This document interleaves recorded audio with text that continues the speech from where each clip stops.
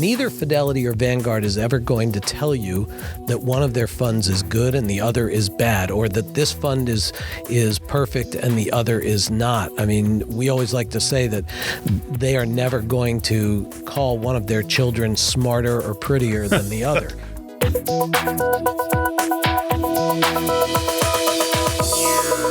Hello, this is Dan Wiener. I'm chairman of Advisor Investments, and I'm here for another Advisor You Can Talk To podcast with my colleague and partner, Jim Lowell. Jim is probably the leading expert on Fidelity mutual funds in the United States, and I come at this with a little bit of expertise about Vanguard, and we thought it would be fun to sort of play the Vanguard against Fidelity game here. You know, there are a lot of misconceptions, I think, out in the marketplace about what makes Fidelity great and what makes Vanguard great. And we're going to try to dissolve some of those myths, right? Sure. You know, when we were starting out, Dan, we had to be criminologists scouring for all kinds of data relating to the Fidelity Vanguard funds that we track and invest in. It was really a lot of legwork. These days, it's not so much the legwork, it's the overwhelming amount of information that floods into your inbox or is accessible through either Vanguard or Fidelity's excellent websites that overwhelm investors and readers alike. But it's just that flood that requires that you and I spend so much time doing it, because neither Fidelity or Vanguard is ever going to tell you that one of their funds is good and the other is bad, or that this fund is perfect and the other is not. I mean, we always like to say that they are never going to call one of their children smarter or prettier than the other. They'll never tell you which fund to sell. Exactly. We absolutely do. They also will never take out a full-page advertisement in the New York Times marketing a one-star fund.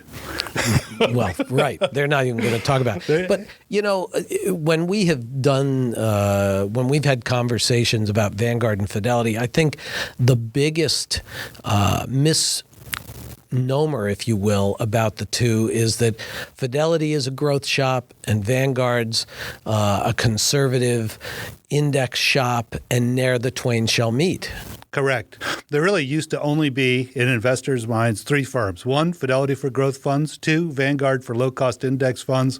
Three, PIMCO for bond funds. Well, Bill Gross blew up PIMCO, so now it's really just about Fidelity and Vanguard. And one of the things that we know so well is that Fidelity offers a broad range of equally low-cost index funds. And Vanguard, I think the biggest surprise is that they have some of the best active managers on the planet. It's kind of stunning that people think of Vanguard as an index shop when I think of Vanguard as having some of the best actively managed funds, although several of them are closed now because they are such good active managers, but some of the best active funds and best managers in the business. I mean, they are great complements to some of those great managers that you've identified at Fidelity.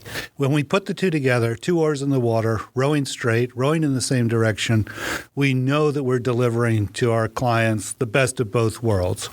And one of the things that we like most about the firms, Fidelity and Vanguard, is their own focus on low cost, excellent products, all wrapped around a vehicle that communicates reasonably well about their products, although we have spent the last few decades making sure that we're not just communicating about the products, but really teaching, educating our clients about what they're invested in and why we think they should be. But also, you know, this is not all rainbows and unicorns. There are some bugs in the system here. I think if you've been following the news at all lately, you know that one of the big bugs in the system is Vanguard's technology. They have not been able to keep up with the enormous rapid growth that they've experienced as people have come to believe that their low-cost mantra is the be-all, end-all for investing. I'm a big Vanguard fan. We own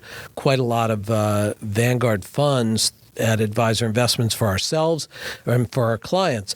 That being said, their service component suffers from the fact that they are so low cost. I mean, you can't keep wringing costs out of the system and not have the system suffer. And Fidelity, just the opposite. They spend literally $1 billion or more a year on their proprietary technology. Abby Johnson, who runs Fidelity, is a technologist at heart. Fidelity's always been on the leading edge of all kinds of new technology. But where Fidelity has hit difficulties with its own exponential growth has been in, I think, not being able to quickly fire enough underperforming managers. There's plenty of dead wood at Fidelity that they simply are not willing to jettison. So part of our job is to make sure that we're not investing in the dead wood. The good news is that there literally are dozens and dozens of top-tier managers at both Fidelity and Vanguard. Yeah, it's interesting. Vanguard's got a lot of underperforming managers as well, but I ascribe some of that to the fact that they may be focused more on indexing and also making sure that their active funds don't differ too much from the indexes. And what they've done, as you know, Jim, is they've added managers onto funds. As the funds have gotten bigger, they've added more managers. They haven't either closed the funds, you could close the funds, but they prefer not to. So they add on more managers. And, it's the old thing about putting too many chefs in the kitchen. You're going to end up with a pretty messy and not very tasty meal. You spoil the broth. Or another analogy is if you have 12 sandbags around your hot air balloon, you're never going to take off. Yeah, well, that's the problem. And we look at manager track records. So not Morningstar star rating systems, which are based on fund performance history, but we really look at each individual manager's track record through bull, bear, in different markets. We look at whether or not they've outperformed not just their benchmark, but their peer group, with what level of consistency, with what level of risk. We run our portfolios in a profoundly risk-aware manner. One of the great attributes of both Fidelity and Vanguard is that they're not just equity shops. They have phenomenal fixed income offerings. And also, they enable us to go global with a high degree of confidence given the stellar nature of their international emerging market bench. So I'm sitting over here on the Vanguard side of the table, and what's Vanguard's number one marketing gimmick or in the water, and that is their low costs. Well, we know we've been in a big fee war.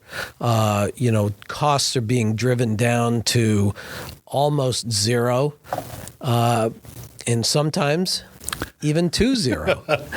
That's right. Fidelity's got the couple of zero cost index. So is Vanguard the low cost leader? I would say the real benefit comes to us and comes to investors in both Fidelity and Vanguard products because the cost continues to go down. Fidelity, being privately held, well capitalized, and a diversified financial conglomerate, can afford to win any race to the bottom. And so Vanguard has to be responsive for all the obvious business reasons and market share related reasons.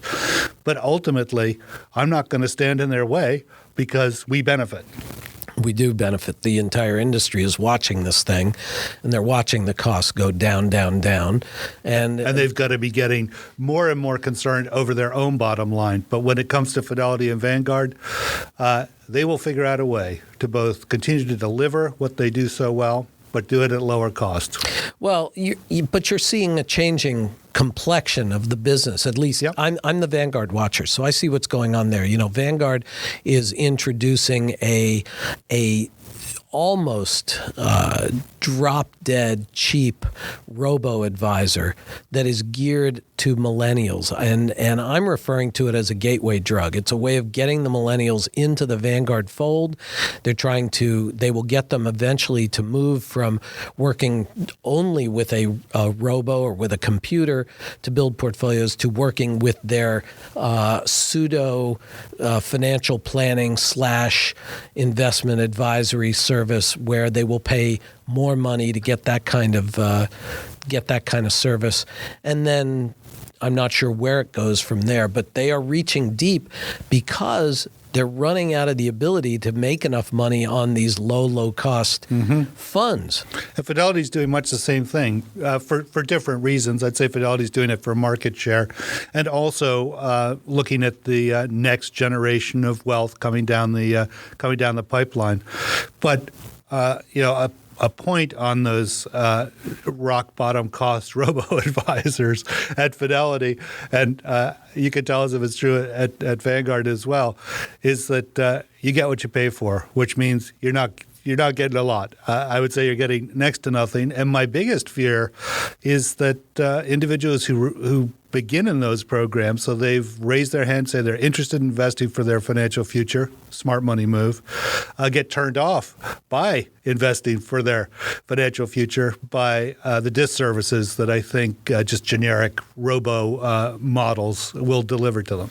The push is definitely on by these companies, certainly by Vanguard, to get folks into the system where they will pay Vanguard more money to essentially have their money managed pretty much the way you could do it with some of their funds of funds. I mean, the Robo is essentially their target retirement funds, except that you're paying a fee on top of it to get into these things.